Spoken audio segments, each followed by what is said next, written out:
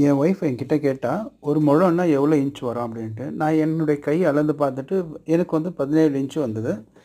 But ஜென்ரலா வந்து லேடீஸுடைய கை கொஞ்சம் சின்னதா இருக்கும். அவங்களுக்கு வந்து 15 இன்ச் வரைக்கும் வரும்மா அப்படின்னு சொன்னேன். உடனே வந்து இவ வந்து நேத்து வந்து ஒரு 100 கிராம் பூ வாங்கியிருந்தா.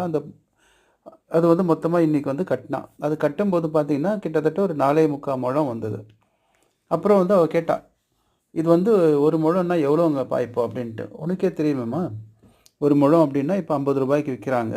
அப்படின்னா, அப்போ 4 1/4 முழம் அப்படின்னா எவ்வளோ வரும் அப்படின்னா, கிட்டத்தட்ட ரூ. 240 வரும் அப்படின்னு சொன்னேன். ஓகேங்களா? இந்த ரூ. 240க்கான இத வந்து இவ எவ்வளோ ரூபாயில கட்டியிருக்கிறா தெரியுமா? எவ்வளோம்மா இது நீ வாங்கின 100 கிராம் முழம் 100 கிராம் பூ விலை எவ்வளோ? ரூ. 30. வெறும் ரூ. 30. ஆமா. பாருங்க, வெறும் ரூ. 30ல அவங்களுக்கு ரூ. 200 லாபம் இருக்கு.